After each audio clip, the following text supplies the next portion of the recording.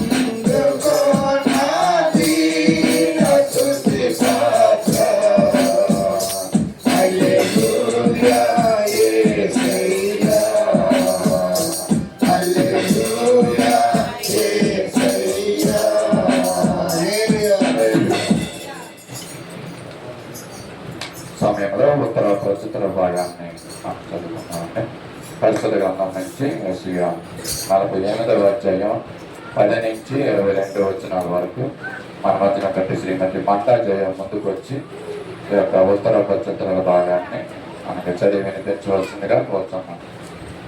పరిశుద్ధ గ్రంథం నుంచి యెషయా 48వ అధ్యాయము 10 నుంచి 22 వరకు ఒక వచ్చిన మీద 5 వచ్చినదే చదవాలి.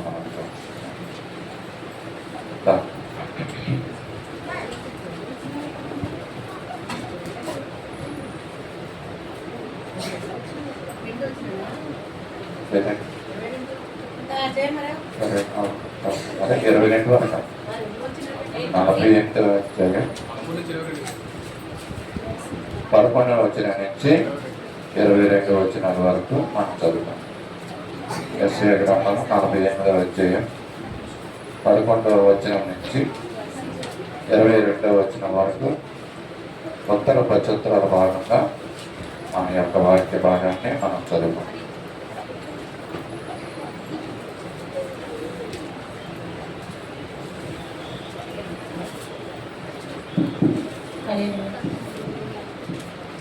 యెషయా 48 11 నుంచి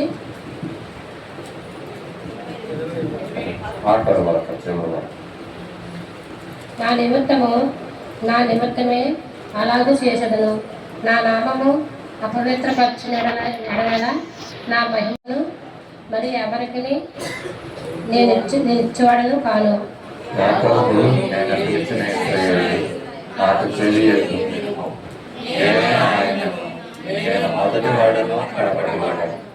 నా హస్తము భూమి పునాది వేసును. నా కుడి చెయ్యి ఆకాశ విశాలమైనను వ్యాపింపచేసెను. నేను వాటిని పిలవనగా ఒకటి తప్పకుండా అవన్నీ నిర్వహించును.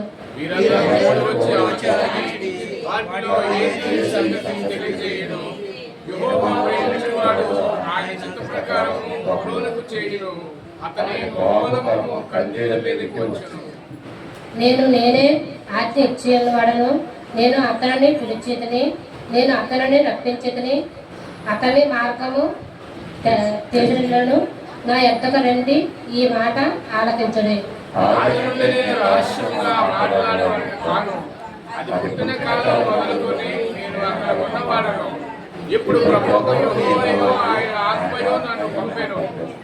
ఈ విమోచకులను ఇశ్రాయేలును పరిశుద్ధ దేవుడని యెహోవా ఎలాగ సెలవిస్తున్నాడు.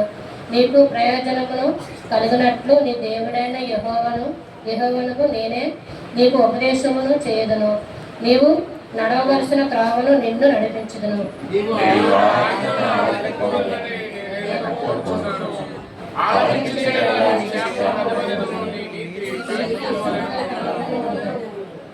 దేవుడు శనివారం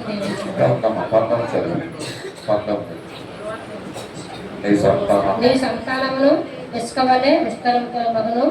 నీ గర్భఫలము దానిని వేణు వలనే విసరించును. వారి నామమున నా సన్నిధి నుండి కొట్టివేయబడు బలపడతారు.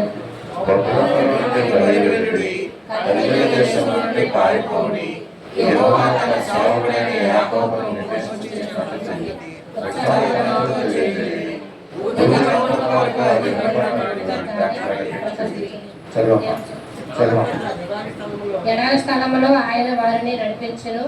వారు తప్పుకున్నట్లు రాత్రి కొండలో నుండి వారి కొరకు ఆయన నీళ్లు ఉబుకి చేసెను. ఆయన కొండను చేర్చగా నీళ్లు ప్రవాహముగా బయలుదేరును.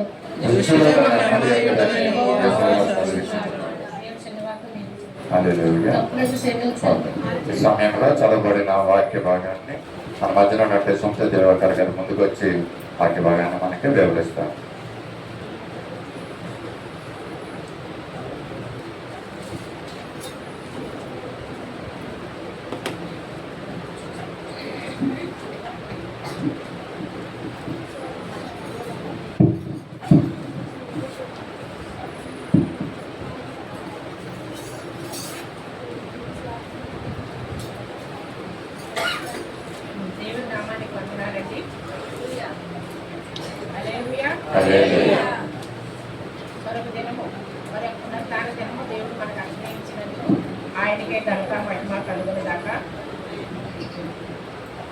విజయమ్మగారు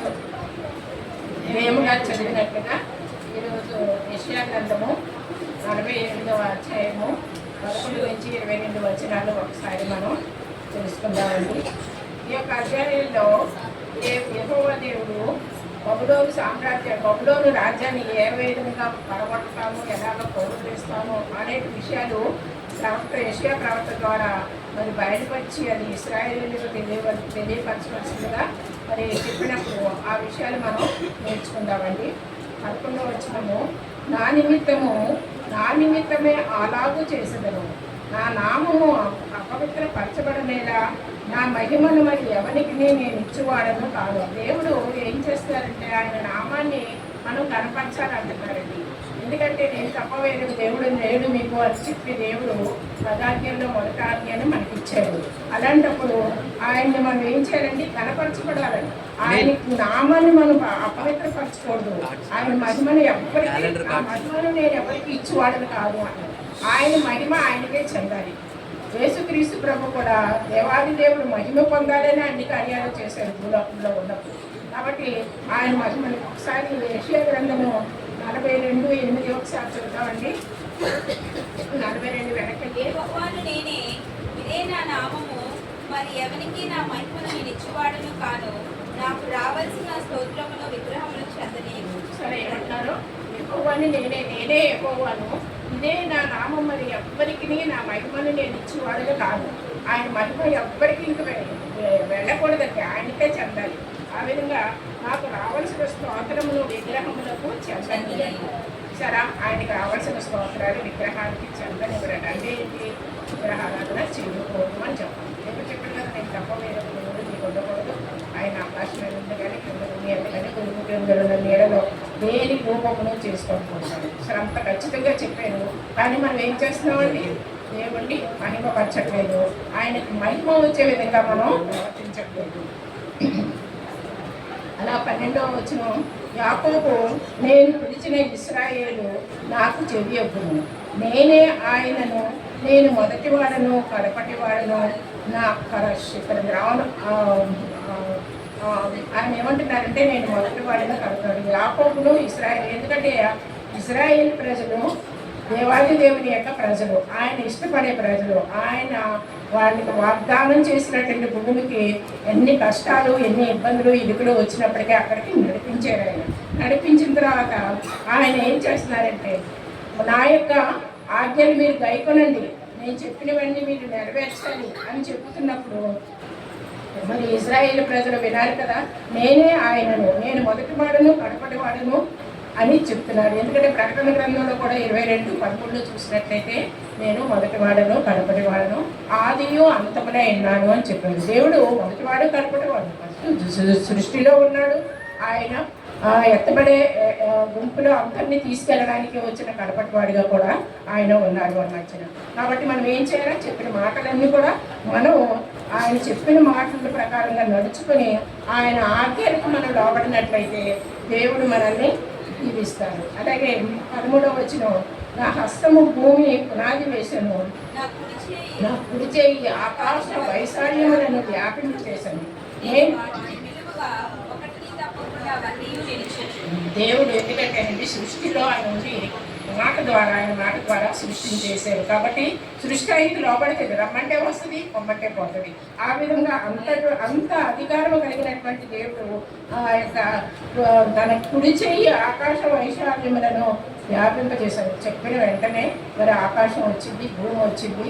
మరి భూమిలో ఉన్నటువంటి ప్రతి ఒక్క వస్తువు కూడా మన కోసం ఆయన సృష్టించాడు. అవన్నీ కూడా ఆయన పిలవగా, ఆయన మాట వలన అవన్నీ కూడా నెరవేరినాయి. కాబట్టి మనం ఏం చేయాలండి? ఆ యొక్క సృష్టికర్తను మన యొక్క పూర్ణ హృదయంతో ఆయన్ని స్తుతించాలి.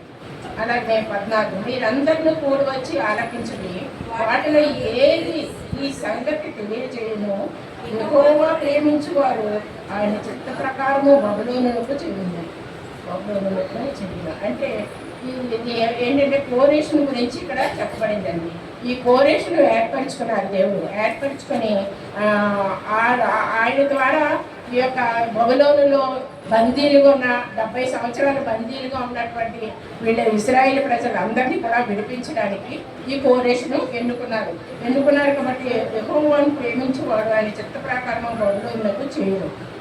కాబట్టి ఆయన ఏమంటారంటే ఆయన చిత్త ప్రకారంగా అతని ద్వారా ఆ యొక్క బబులోను నుంచి వాడిని తీసుకురావడానికి ఆయన సమకూరుస్తున్నారు వాళ్ళందరినీ. అలాగే అతని బాహుబలము కల్దీల మీదకి వచ్చును. ఆయన బాహుబలం ఏంటంటే కల్దీల మీదకి వస్తుంది. కల్దీలు అందరినీ కూడా ఆయన నాశనం చేస్తారు.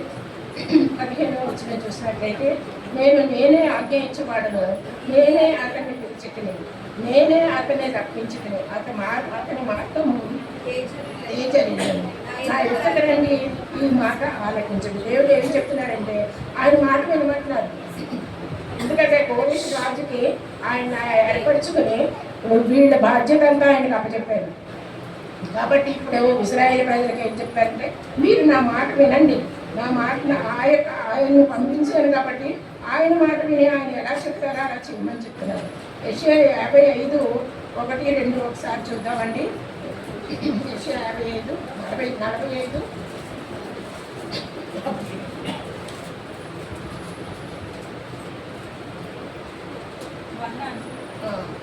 అతని పక్షమున జనులను జయించుటకు నేను అతని కుడి చేతి పట్టుకొని ఉన్నాను. నేను రాజుల నడికట్టు త్రిప్పెదను, ద్వారములు అతని ఎదుట వేయబడకుండా తలుపులు తీసెదను అని యెహోవా తాను అభిషేకించిన కోరేషుని గురించి సెలవిచ్చున్నాడు. అయితే ఇప్పుడు ఈ కోరేషుని దేవుడు ఏర్పరచుకొని ఆ యొక్క ఇశ్రాయేలు ప్రజలందరినీ కూడా విడిపించడానికి ఆయన ఏర్పరచుకున్నాడు. అదే ఇక్కడ చెప్తున్నారు. ఆయన చెప్పేది ఏంటంటే దేవుడు మరి ఆయన ఏర్పరచుకున్న వాడి మాట వినాలి. వీడు మాట విని ఆయన చెప్పినట్టుగా చేయమని ఇక్కడ రాయబడి ఉంది. అలాగే 16 చూసినట్లయితే ఆది నుండి నేను రహస్యముగా మాట్లాడిన వాడను కాను, అది పుట్టిన కాలము మొదలుకొని నేను అక్కడ నన్ను ఉన్నవాడను. ఇప్పుడు ప్రభువు యెహోవాయు ఆయన ఆత్మయు నన్ను పంపాను. ఇది దేవుడైన యేసుక్రీస్తు గురించి, అంటే మెస్సియా వస్తాడు అని చెప్పి దేవుని అభిషేకించి భూలోకానికి పంపించిన విధంగా మనం యెషయా 61:1 ఒకసారి చూద్దామండి.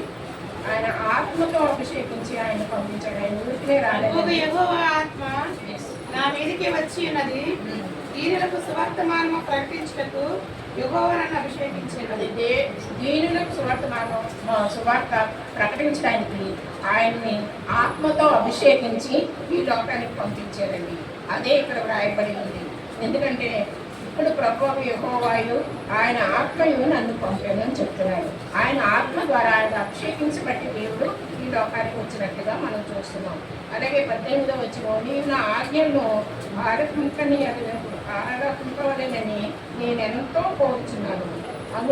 ఆలకించిన ఎడల నీ క్షేమము నది వలెనో నీ నీతి సముద్ర తరంగముల వలెనో ఉండదు. దేవుడు ఏం చెప్తున్నారంటే ఆయన మాట మనం వినాలండి. ఆయన ఏం చెప్పలేదు. ఆయన ఆజ్ఞలకు అయిపోమన్నారు. ఆయన ఎలా ఉండాలో అలా మనం ఉంటే చాలేదు. మనకి ఏమీ ఆయనకి చేయవసరం లేదు. అలా చేస్తేనట మనకి ఎలా ఉంటుందట, ఆ యొక్క సముద్ర తరంగములను మరి నది వలెనో క్షేమంగా ఉంటాం. నదులు కాదనుకుంటా అనుకుంటుంది అలా మనం క్షేమంగా ఉంటాం. అలాగే మరి సముద్ర తరంగాల వల్లే కూడా మనం ఉంటామంట. కదలకుండా ఎక్కడికి వెళ్ళిపోకుండా సముద్రానికి ఒక హద్దు దేవుడు నిర్మించాడు కాబట్టి ఆ హద్దులోనే ఉంటుంది. ఎంత కదిలినా ఎంత కెరటాలు వచ్చినా ఏం చేసినా అక్కడ వరకే, ఎంతవరకు హద్దు దేవుడు నిర్మించాడో అంతవరకు ఉంటుంది సముద్రం. సముద్రం దేవుని మాట వినకపోతే ఊళ్ళోకి వచ్చేస్తే మనం అందరం ఏమైపోతామండి, అందరం మునిగిపోతాం కదా. కానీ దేవుడు చెప్పిన మాట మరి సృష్టి వింటుందండి. కాబట్టి మరి మనం బ్రతుకుతున్నాం. లేదే సృష్టి తిరగబడితే మనం ఏమవుతాం, మనం ఎందుకు పనికిరాం. కాబట్టి దేవుడు ఏం చెప్తున్నాడు, సృష్టి ఆయనకి లోపడుతుంది కానీ మనం ఆయనకి లోపడట్లేదు. కాబట్టి ఆయన ఇలాంటివన్నీ మనకి గుర్తు చేయమంటున్నాడు. అలాగా మరి కీర్తన 119, 165 ఒకసారి చూద్దామండి.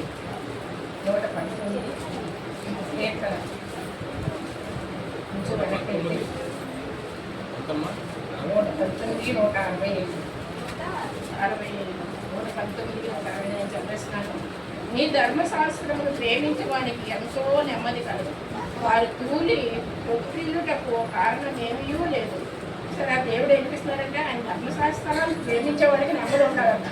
ధర్మశాస్త్రం అంటే ఏంటి? ఆయన చెప్పేటువంటి ఆజ్ఞలన్నీ మనం కలుగుతుంది. అది ఎలా ఉండాలని ఆయన చెప్పారు, అలా మనం ఉంటే, ఆయనకి లోపడితే, ఆయనకి మనం మొదటి స్థానం ఇచ్చినట్లయితే దేవుడు మనల్ని ఏం చేస్తారంటండి? మనకి ఎంతో నెమ్మదిస్తారట.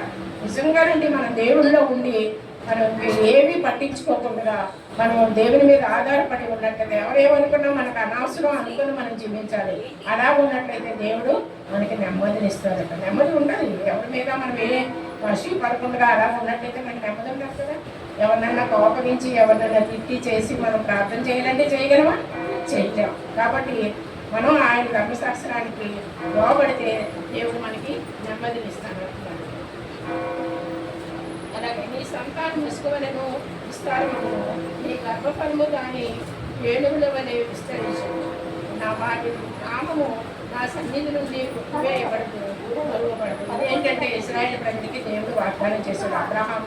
అబ్రహాముకి 22:12 చూడవసరం లేదు, కానీ ఏం చెప్పాడు? బయటికి తీసుకొచ్చి ఆకాశాన్ని చూపించి నీ సంతానం ఇలాగ ఆకాశపు నక్షత్రం వల్లే అవుతుందని మరి బయటికి తీసుకొచ్చి ఇసుకను చూపించి ఈ ఇసుక వల్లే నీ సంతానం విస్తరిస్తానని చెప్పాడు. చెప్పిన మాట ఆయన నెరవేర్చుకున్నారు. మనం ఏమనుకున్నామండి? ఆదికాండం చదివిన తర్వాత అందులో ఏమేమి జరుగుతున్నాయో అని మనమే చూస్తున్నాం. అంతవరకు చదువుతుంటే మనకి అన్నీ అర్థమవుతాయి. ఆయన చెప్పినవి అన్నీ జరిగినవి లేదో మనకే తెలుసు అన్నారు. ఆ విధంగా మరి ఇశ్రాయేలు ప్రజలు ఎంతమంది అయిపోయారండి? 6 లక్షల మంది ఆ యొక్క ఐగుప్తు నుంచి వచ్చేటప్పటికి అంతమంది అయిపోయారు. ఆయన అన్నాడా? అప్పటికి ఇంకా పిల్లలే పుట్టలేదు. అబ్రహాంకి పుట్టిన పిల్లడప్పుడు ఇస్సాకు ఒక్కడే పుట్టాడు. పుట్టినప్పుడు దేవుని మాట ఆయన నమ్మేనే లేదా? పిల్లలు పుట్టినప్పుడే నమ్మాడు ఆయన. పిల్లలు పుట్టిన తర్వాత ఇస్సాకు యాకోబు ఏశావు పుట్టడం, యాకోబు నుంచి సంతానం అంతా రావడం, ఇవన్నీ దేవుడు చెప్పిన విధంగా జరిగింది. ఆ విధంగా బబులోనులో నుండి బయలువెళ్ళి కల్దీయుల దేశంలో నుండి పారిపోయి యెహోవా తన సేవకుడైన యాకోబును విమోచించిన సంగతి ఉత్సాహత్వంతో తెలియజేయండి. మూది దంతముల వరకు అది వినబడినట్లు దాన్ని ప్రకటన చేయండి. సరే, నేను చెప్పిన మాట ప్రతిదీ కూడా నెరవేర్తది. ఏ విధంగా అయితే మరి ఆ యొక్క అబ్రహాముకి చెప్పాడో అది ఈ యాకోబులోని అన్నీ కూడా నెరవేరినాయండి. ఆ విధంగా ఈ కల్దీల దేశం నుంచి పారిపోమంటాడు. కల్దీల దేశం చాలా విగ్రహారాధన ఉన్నటువంటి దేశం అది. అక్కడ వీళ్ళు 70 సంవత్సరాలు అక్కడ ఉన్నారు అంటే వాళ్ళు శుభ్రంగా మారిపోయి ఉండాలి. కానీ లాస్ట్ మూమెంట్లో వాళ్ళు ఏం చేశారంటే దేవునికి మాట్లాడారు. అప్పుడు ఈ యొక్క కోరేషను ఏర్పరచుకొని కోరేషను అక్కడికి పంపించి వాళ్ళందరినీ విడిపించినట్లుగా మనం చూస్తున్నాం. అందుకే మనం ఏం చేయాలంటే దేవునితో సాంగత్యం కలిగి ఉండాలి. దేవుడు చెప్పిన మాట నెరవేరుతుంది. ఆయన మాట తప్పని దేవుడని మనం నమ్మాలి. ఎడారి స్థలములలో ఆయన వారిని నడిపించను. వారు దప్పిదొన లేదు. రాత్రి కొండలో నుండి వారి కొరకు ఆయన నీళ్లు చేస్తున్నాడు. ఆయన కొండను చేసిన నీళ్లు ప్రవాహముగా బయలుదేరారు. చూసారండి, ఎడారి స్థలంలో వాడికి ఎడారిలో అంటే మనం కొంచెం ఎండబాకే నీళ్ళు కూడా అవుతాం. నీళ్ళు కావాలి మనకి కదా. వాళ్ళు ఎడారిలో నడుస్తున్నారు. ఎక్కడ నుయ్యలు కానీ ఎక్కడ ట్యాపలు కానీ ఏమీ లేని పరిస్థితి. ఆ ఎడారిలో అంత ఎండలోని వాటి ఇసుకలోని నడుస్తూ వచ్చినప్పుడు వాడికి చాలా దాహం వేసింది. దాహం వేసినప్పుడు నీళ్లు లేవు. వాళ్ళు ఏదో నీళ్లు తెచ్చుకొని ఉంటారు గుడ్డులతోనే, అవన్నీ అయిపోయి ఉంటాయి ఆ టైంకి. కానీ ఇప్పుడు వాళ్ళకి దాహం వేస్తుంది, నీళ్ళు కావాలా, వెలుగుతున్నారు. నీళ్ళు లేవు, మాకు మేము చచ్చిపోతున్నాం, మా పశువులు చచ్చిపోతున్నాయి, మా బిడ్డలు చచ్చిపోతున్నారు అని కొట్టినప్పుడు మరి యెహోవా దేవుడికి మోషే ప్రార్థన చేసినప్పుడు బండను కొట్టి నీళ్ళు బండను కొట్టగా నీళ్ళు బండను కొడితే నీళ్ళు వస్తుందని మనం ఎక్కడన్నా విన్నామండి? బండను కొడితే నీళ్ళు వస్తాయి. బండను కొట్టడమే కష్టం. మొక్కలు అయిపోతుంది అంతే, కానీ అది దాంట్లోంచి నీళ్లు రావు. దేవుని మహిమ, దేవుని ఆశ్చర్యకార్యాలు ఎలా ఉంటాయంటే బండలోంచి కూడా మనకి నీళ్ళు ఇచ్చే దేవుడు. తర్వాత కొండ నుంచి నిలిచగా నీళ్లు ప్రవాహం వల్లే బయలుదేరింది. కొండల ఉంటుంది, చాలా గట్టిగా ఉంటుంది కదా. దాని మీద ఏమి మొక్కలు ఉండవు, ఏమి ఉండవు, నీళ్లు ఉండవు, ఏముండవు. అటువంటి కొండ నుంచి ఇస్తే నీళ్లు ప్రవాహం వల్లే వస్తాయట. ఆ విధంగా దేవుడు మనకి అన్ని కూడా ప్రొవైడ్ చేస్తున్నారు. ఏ విధంగా ఎంత అద్భుత కార్యాలు చేసి మన అవసరతలు తీర్చారో అవన్నీ మర్చిపోయి ఈ ఇశ్రాయేలీలో జీవిస్తున్నారు. కాబట్టి మరి ఆ యొక్క ఇశ్రాయేలీ ప్రజలు దేవునికి ఉదయలే జీవించడానికి ఈ విషయాలన్నీ చెప్పవలసి వస్తుంది. మనం కూడా మన నిజ జీవితంలో మనకు అన్నీ జరుగుతున్నప్పుడు మనకి దేవుడు అవసరం లేదు. మనకు కష్టం వచ్చినప్పుడే దేవుడా అంటాం. ఇప్పుడు ఇశ్రాయేలు చేసినట్లే మనం చేస్తున్నాం. ఇంకా దాంట్లో ఇంకా భేదం ఏముందండి? మనం అన్నీ నమ్మాలి. దేవుడు మనకి తప్పకుండా చేస్తాడు. మనకు ఒక కష్టం వచ్చిందంటే మనం ప్రార్థన చేసినప్పుడు దేవుడు ఆ కష్టాన్ని తీసివేస్తాడు. వెంటనే తీయకపోవచ్చు, ఆయన ఒక టైం పెట్టుకుంటారు. ఆ టైంలో మనకి ఏది ఇవ్వాలో, ఏ కష్టం నుంచి మనం తప్పించాలో అవన్నీ చేస్తాడు. అవి మనం నమ్మాలి. నాకే ఎందుకు వచ్చింది కష్టం, నాకే ఎందుకు వచ్చింది, నేను ప్రార్థన చేస్తున్నాను, నేను బైబిల్ చదువుతున్నాను, నేను చర్చికి వెళ్తున్నాను, నాకే ఎందుకు వచ్చిందనే గుణుగుతాం. ఇశ్రాయేలు ప్రజలు కూడా అలాగే గుణిగారు. గుణిగినప్పటికీ దేవుడు వాళ్ళ గుణుగుడిని మరి విని వాళ్ళకి సమృద్ధిని ఇచ్చారు. కాబట్టి మనకి కూడా మన యొక్క అవసరతలు దేవుడు తప్పకుండా తీరుస్తారండి. దుష్టులకు నెమ్మది ఉండదని యెహోవా సెలవిస్తున్నాడు. 22వ వచనం. దుష్టులకు నెమ్మది ఉండదండి. ఒక దొంగోడు ఉన్నాడు అనుకోండి, దొంగతనం చేసేస్తాడు, అది హ్యాపీగా పడుకోలేడు ఇంట్లో. అమ్మో ఎప్పుడు పోలీసులు వస్తారో, ఎప్పుడు నన్ను పట్టుకుంటారో, ఆ ఇంట్లో దొంగతనం నేను చేసినప్పుడు తెలిసిపోతే వాళ్ళు వస్తారో, ఇలాగా భయంగా ఉంటారు. ఎప్పుడు కూడా చెడ్డ పని చేసిన వాళ్ళు తిమ్మిదిగా నిద్రపోలేరండి. కంటి నిండా నిద్ర రాదు వాడికి. ఆ విధంగా ఉంటారు. కాబట్టి మనం ఏం చేయాలంటే దేవునికి లోబడి దేవుని ఆజ్ఞను కైకొని ఆయనకి మనం లోబడి ఉన్నట్లయితే దేవుడు మనకి సమృద్ధిని ఇస్తాడు, మన అవసరతను తీరుస్తాడు, మన కష్టాల నుంచి మనం తప్పిస్తాడు. ఈ విధంగా మనల్ని నడిపిస్తూ ఉంటారు. అంతేకాని దుష్ట పనులు చేసి చెడు పనులు చేసి మనం దేవాలయాలను కాపాడిన రక్షించాలంటే రక్షించడం వాళ్ళకి నమ్మదం దేవుడే చెప్తున్నాడు. కాబట్టి మనం ఏం చేయాలి? మనం దుష్ట పనులు చేయకుండా దేవుడు చెప్పినట్లుగా మనం ఉండేది మనం ఆయనకి మనల్ని మనం అప్పగించుకున్నట్లయితే దేవుడు మనల్ని దీవించి ఆశీర్వదిస్తాడు. ఈ చెట్టు వాక్యం దేవుడు మనల్ని దీవించును కాక. చక్కని మాటలు మనం విన్నామండి. యెషయా గ్రంథంలో నుంచి తెలియజేసిన మాటలు దేవుడు మనకి పిల్లలకి దీవెనకరంగా ఆశీర్వాదకరంగా చేయను కదా. ఈ సమయంలో విజ్ఞాపన ప్రార్థన చేసుకుందామండి. మన మధ్యన ఉన్నట్టు సువంతరాణి గారి ముందుకు వచ్చి విజ్ఞాపన ప్రార్థన చేయవలసిందిగా కోరుతాం. కళ్ళు మూసుకుందాం. విజ్ఞాపన ప్రార్థనలో మనం కూడా ఏకీభవిద్దాం. కళ్ళు మూసుకొని మన హృదయాల్లో మనం కూడా ప్రార్థిద్దాం. దేవునికి ప్రార్థన చేస్తాం.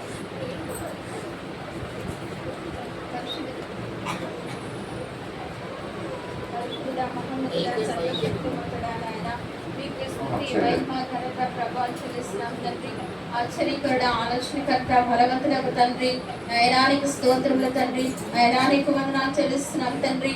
మా గొప్ప దేవుడా, సర్వోన్నతుడ, సర్వ సృష్టికర్త అయినా మీకే స్తుతి, మహిమ, ఘనత, ప్రభావం చెల్లిస్తున్నాం. ఎన్నిక లేనటువంటి వారి ప్రభావ, ఏ యోగ్యత, ఏ మంచి లేనటువంటి వారు నాయన.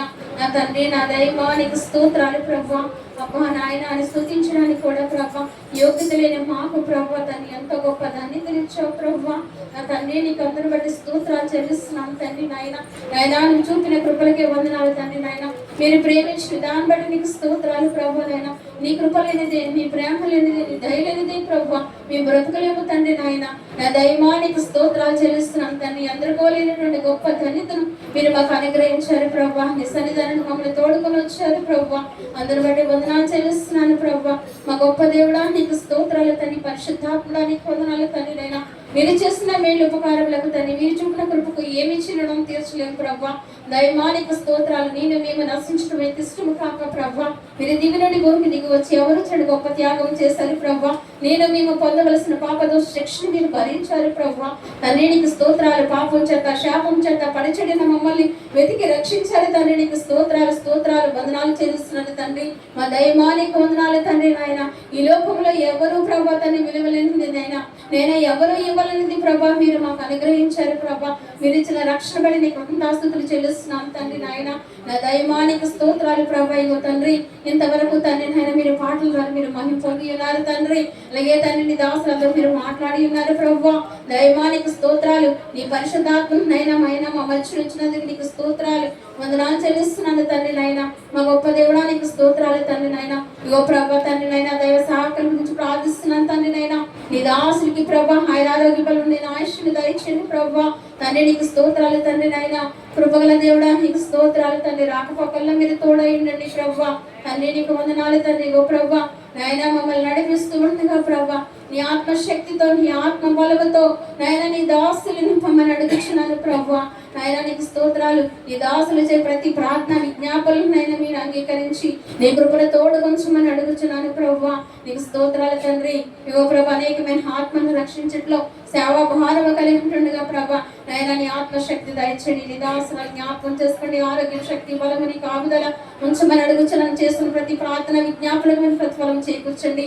ఓ ప్రభా హేనాని తన భక్తని తనకిచ్చిన ఇద్దరు బిడ్డలు కూడా మీ చేతులకు అప్పచెప్తున్నాను ప్రభా. కృపగల దేవుడా నీకు స్తోత్రాలు వందనాలు చెల్లిస్తున్నాను తండ్రి నాయన. ఓ తండ్రి నాయన దూరంగా సుజి సునీల్ వారి కుటుంబాన్ని మీ చేతులకు అప్పచెప్తున్నాను ప్రభా. సంఘంలో ఎలా ప్రభా తండ్రి మా పట్ల ఎంతగానో ప్రభా తండ్రి నాయన నీ ప్రేమను బట్టి ప్రభా తండ్రి నాయన అనేక విషయాల్లో ప్రయాసపడుచుండగా ప్రతి తలంపును ఎరిగిన దేవుడు ప్రభా ప్రతి విషయంలో నీ కృపను వారికి తోడుగా ఉంచమని అడుగుచున్నారు ప్రభా. నీకు స్తోత్రాలు, తన మామగారికి ఇచ్చిన స్వస్థతలు బట్టి స్తోత్రాలు, దైవానికి స్థుతులు చెల్లిస్తున్నాను తండ్రి. మా గొప్ప దేవుడు నీకు వందనాలు ప్రార్థిస్తున్నాను తండ్రి. ఆయన అమ్మగారికి ఆరోగ్య శక్తి బలం, అమ్మగారికి ఆరోగ్య శక్తి బలమును దయచేయండి, నీ కాపుదలించండి, మీ భద్రత ఉంచమని అడుగుచున్నాను ప్రభా. దైవానికి స్తోత్రమయ్యా నీకు వందనాలు. ఆ సంఘంలో ఉన్న ప్రతి ఒక్క కుటుంబాన్ని ప్రతి ఒక్క బిడ్డని కూడా మీ చేతులకు అప్పచెప్పుచున్నాను ప్రభా. ఏ బిడ్డైతే సమస్యతో కురుగు వచ్చినదో ప్రభా, ఏ బిడ్డైతే ప్రభా ఈ అవసరంతో నైనా ప్రభా బాధపడుచున్నారో, ఏ బలహీనతతో ప్రభా తండ్రి నైనా బాధపడుచున్నారో సమస్తం ఎరిగిన దేవుడు ప్రభా నీకు స్తోత్రాలు తండ్రి. ప్రతి ఒక్క బిడ్డని మీరు దర్శించండి నైనా, వారికి వారి యొక్క అవసరతలు తీర్చునైనా ఆత్మీయ స్థితిలో ప్రార్థనా జీవితంలో ఎదుగుదల దయచేయండి. కుటుంబ సమేతంగా మందిరానికి రావడానికి సహాయం చేయండి ప్రభా. ఎన్నో కుటుంబాలు తల్లిదండ్రుల రక్షణ ఉంటే బిడ్డలకు లేదు ప్రభా, బిడ్డలకు రక్షణ ఉంటే తల్లిదండ్రులు లేని పరిస్థితిలో ఉన్నారు. నీ రక్షణ పొంది కూడా నీ మందిరానికి రాలేని పరిస్థితుల్లో ఉన్నారు, నీకు దూరమైన స్థితిలో ఉంటున్నారు ప్రభా. అటువంటి బిడ్డలు మీరు దర్శించండి ప్రభా. దుష్టుడు పెట్టిన ప్రతి బంధకాల నుంచి విడిపించండి ప్రభా. దైవానికి స్తోత్రాలు వందనాలు చెల్లిస్తున్నాను తండ్రి. నాయనానికి స్థుతులు ప్రభా. వృద్ధులు జ్ఞాపకం చేసుకోండి, వారికి ఆరోగ్య శక్తి బలముని కాపుదల మీ భద్రత ఉంచమని అడుగుచున్నాను తండ్రి. ఓ ప్రభా నాయన ఎండ్ల వల్ల ఏడు వల్ల ఏ బలహీనత కలగకుండా మీ కాపుదల ఉంచండి ప్రభా. నీకు స్తోత్రాలు చెల్లిస్తున్నాను తండ్రి. సండే స్కూల్ బిడ్డలు మీరు జ్ఞాపకం చేసుకోండి ప్రభా. బిడ్డలకు మరి ప్రభా తండ్రి నాయన చిన్ననాటి నుండి ప్రభా తండ్రి బాల్యతనంలో నీ సృష్టికర్తను స్మరణకు తెచ్చుకోమని వాక్యం సెలవిస్తుంది ప్రభా. అటు రీతిగా బిడ్డలు ప్రభా నీ బోధి ఎందును దహి ఎందును వర్దిలుటకు నీ కృపను అనుగ్రహించండి ప్రభా, సహాయం చేయండి. ఎవరి బిడ్డలు మీరు జ్ఞాపకం చేసుకోండి ప్రభా. యవనస్తుల బలవంతుల చేతుల్లో బాణం అంటే వారిని వాక్య సెలవిస్తుంది ప్రభా. బిడ్డలు ప్రభా తండ్రి నాయన సంఘంలో పరిచర్యలో నైనా బిడ్డలు ప్రభా తండ్రి నాయన ముందడిగేసే భాగ్యమును దయచేయండి ప్రభా. నాయనానికి స్తోత్రాలు తండ్రి స్థుతులు చెల్లిస్తున్నాం. యేషులాంటి జీవితాలు బిడ్డలకు అనుగ్రహించండి, మాటకు లోబడే జీవితాలు దయచేయండి ప్రభా. వారికి మంచి భవిష్యత్తు దయచేయండి ప్రభా. నీకు స్తోత్రాలు చెల్లిస్తున్నాం తండ్రి నాయన. వారు చేస్తున్న ప్రతి ప్రార్థన విజ్ఞాపనలు మీరు ఆలకించండి ప్రభా. మీరు కృప చూపువాడు దయ చూపువాడుగా ఉన్నావు తండ్రి నాయన. నీకు స్తోత్రాలు చెల్లిస్తున్నాం తండ్రి. నాయనానికి స్థుతులు ప్రభా, సహాయం చేయండి నాయన. ప్రతి కుటుంబాన్ని బట్టి కూడా ప్రార్థిస్తున్నాం తండ్రి. ఓ ప్రభా తండ్రి అనారోగ్యం ఉన్న ప్రభా నాయన తండ్రి రమ్యాన్ని జ్ఞాపకం చేసుకోండి, బిడ్డలు పుట్టి స్వస్థపరచుమని అడుగుతున్నాను ప్రభా. సహాయం చేయండి నాయన. నీకు స్తోత్రాలు వందనాలు నాయన. ఓ తండ్రి నాయన తరుణ్ జ్ఞాపకం చేసుకుని రక్షణ దయచేయండి ప్రభా. నీకు స్తోత్రాలు చెల్లిస్తున్నాను. ఎంతో ప్రేమ మేడు నాయన. నువ్వు కృపగలైన దేవుడు ప్రభా. నీకు స్తోత్రాలు తండ్రి నాయన. నాయన నీకు లోబడే జీవితం దయచేయమని అడుగుతున్నాను తండ్రి. నీకు స్తోత్రాలు ప్రభా. పరిశుద్ధాత్ముడని వందనాలు చెల్లిస్తున్నాను తండ్రి నాయన. ఓ తండ్రి నాయన దుర్దినాల్లో అన్నాం ప్రభా, అపాయకరమైన దినాల్లో ఉన్నాం ప్రభా తండ్రి నాయన. మా జీవితాలు నైనా తండ్రి సరి చేసుకుంటూ సహాయం చేయండి ప్రభా. దేవానికి స్తోత్రాలు తండ్రి నాయన. స్తుతులు చెల్లిస్తున్నాను ప్రభా తండ్రి నాయన. కృపగల దేవుడా నీకు వందనాలు తండ్రి నాయనా. నీకు వందనాలు. ఈ మాటకు లోబడే జీవితాలు దయచేయండి, వాక్యానుసారమైన జీవితాలు దయచేయండి ప్రభా. ఓ తండ్రి నీకు స్తోత్రాలు తండ్రి. మాలో వేషధాన్ని తీసుకురండి ప్రభా. దైవానికి స్తోత్రాలు చెల్లిస్తున్నాను. చూస్తున్న దేవుడు ప్రభా నైనా. ప్రతి పరిస్థితులు ప్రతి స్థితిగతులు అన్ని ఎరిగి ఉన్న దేవుడు ప్రభా. నయనానికి స్తోత్రాలు చెల్లిస్తున్నాం తండ్రి నైనా. మాలో ఉన్న వేషధాన్ని నుండి తీసివేయండి ప్రభా. దైవానికి స్తోత్రాలు. మాట చేత కాక క్రియ చేత గణపరిచే జీవితాలు దయచేయండి ప్రభా. నీకు స్తోత్రాలు తండ్రి నాయన. నయనానికి స్తోత్రాలు చెల్లిస్తున్నాను ప్రభా. సహాయం చేయండి ప్రభా. నైనా చర్చి కన్సల్టేషన్లో ప్రార్థిస్తున్నాను ప్రభా. ఇంతవరకు సహాయం చేస్తావు ఇంకొను ప్రభా. ఎన్నో పనులు ఉన్నాయి ప్రభా. వాటన్నిటి విషయంలో కూడా మీరు కార్యము జరిగించమని అడుగుతున్నాను తండ్రి. పరిశుద్ధాత్మడా నీకు స్తోత్రాలు. ఓ తండ్రి నీ మందిరంలో పనులు చేస్తున్న బిడ్డలు జ్ఞాపకం చేసుకుని, వంటలు చేస్తున్న బిడ్డలు జ్ఞాపకం చేసుకోండి ప్రభా. దైవాన్ని మందిరంలో ఉన్న యోగం జ్ఞాపకం చేసుకోండి. కాపుదల మీ భద్రత ఉంచండి. నీ ఆవరణ చుట్టూ మీ అగ్ని కంచండి నాయన. నీకు స్తోత్రాలు నాయన. నీ మందిరంలో నూతన కార్యాలు జరిగించండి ప్రభా. నూతన ఆత్మలు రావడానికి సహాయం చేయండి ప్రభా. అద్భుత ఆశ్చర్య కార్యాలు జరిగించమని మీ సన్నిధానంలో ప్రార్థిస్తున్నాను ప్రభా. ప్రభు. నాయనానికి స్తోత్రాలు చెల్లిస్తున్నాం తండ్రి. మీ మంచివారు కానప్పటికీ నీ కృప ఎంతగానో వెల్లడిపరుస్తున్నావు ప్రభు. తండ్రి నీకు స్తోత్రాలు తండ్రి. నాయనా నీకు వందనాలు. ఇగో ప్రభా తండ్రి, ప్రపంచం అంతా కూడా ప్రభా దేవానైనా మీరు మా కోసం పొందిన శ్రమల విషయంలో ప్రాణైనా తండ్రి అనేకమైన ప్రార్థనలు విజ్ఞాపనలు చేస్తూ ప్రభా తండ్రిని ధ్యానిస్తుండగా ప్రభా తండ్రి మీరు మహింపరచబడండి నైనా, మీరు గణపరచబడమని అడుగుచున్నాను ప్రభా.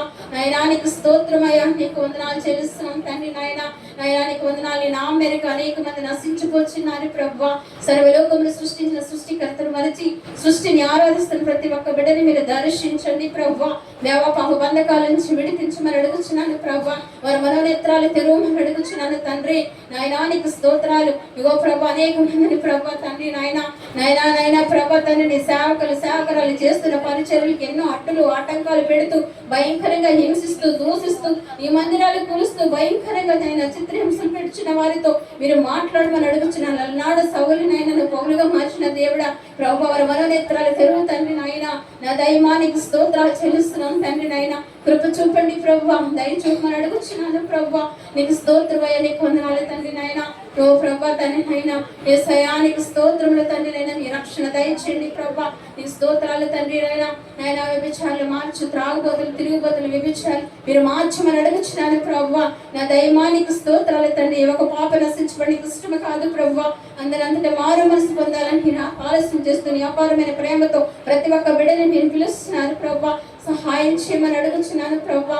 తండ్రి నీకు స్తోత్రాలు చెల్లిస్తున్నాం తండ్రి. కృప చూపండి ప్రభు, దయ చూపమని అడుగుచున్నాను తండ్రి. సర్వశక్తివంతుడానికి స్తోత్రాలు తండ్రి నాయన. వందనాలు చెల్లిస్తున్నాను ఇగో ప్రభా నాయన.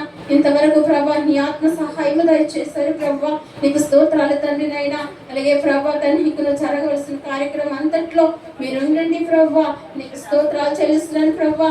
అలాగే తండ్రి నాయన యేసయ్య బిడ్డలు ప్రభా ఇంటర్ ఎగ్జామ్స్ రాస్తున్న వాళ్ళు మరి ప్రభా 10th క్లాస్ ఎగ్జామ్స్ రాస్తున్న బిడ్డలు సిద్ధపరచుండగా వారికి కావాల్సిన జ్ఞానమును తెలివిని దయచేయండి ప్రభా.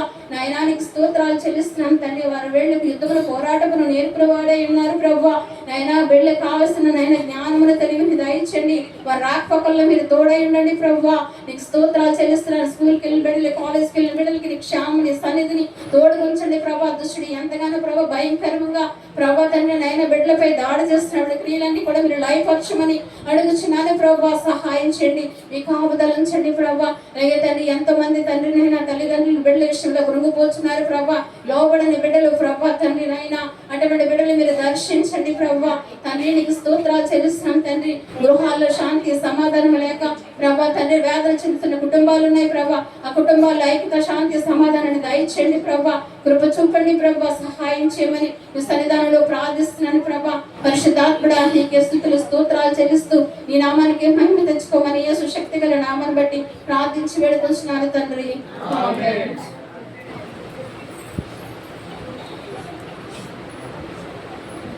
సమయంలో క్యాలెండర్లోని వాక్యాన్ని చేసుకున్నామండి.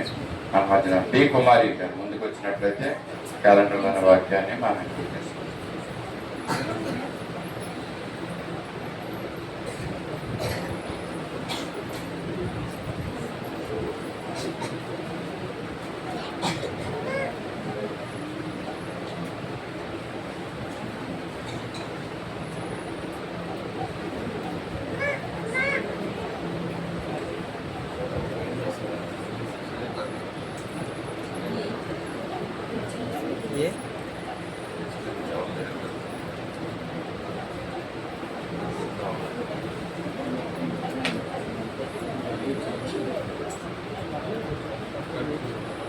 ఎస్ డేవిడ్ గారు, ఎస్ గ్రేట్ చాయిస్.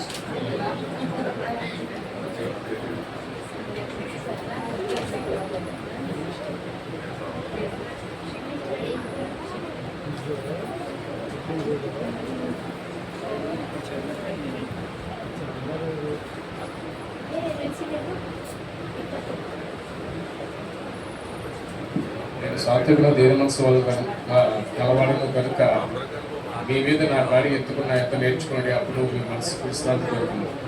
భర్త ఈ 11:29.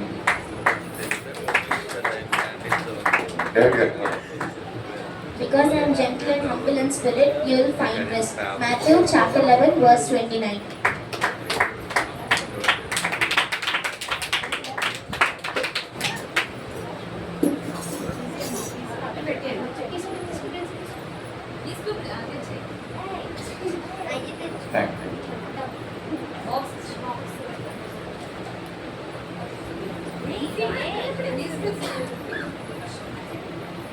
సమయంలో విశ్వాస ప్రమాణాలు చెప్తున్నాండి.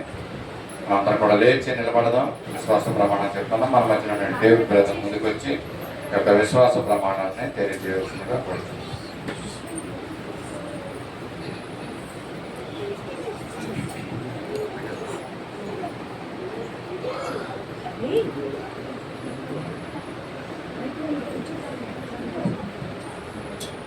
విశ్వాస ప్రమాణం చెప్తున్నాము.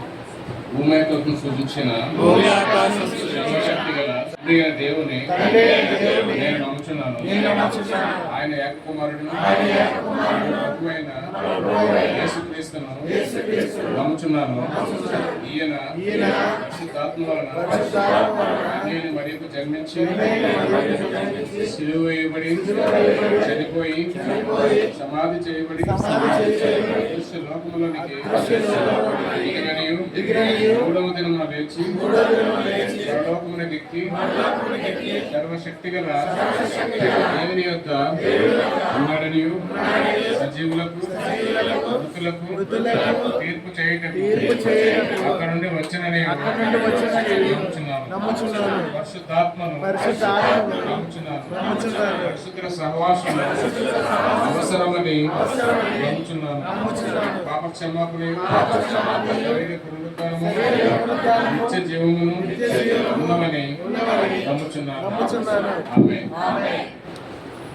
అందరూ కూర్చోవలసిన సమయంలో సాక్ష్యములు తెలియజేసుకున్నామండి. దేవుడు మన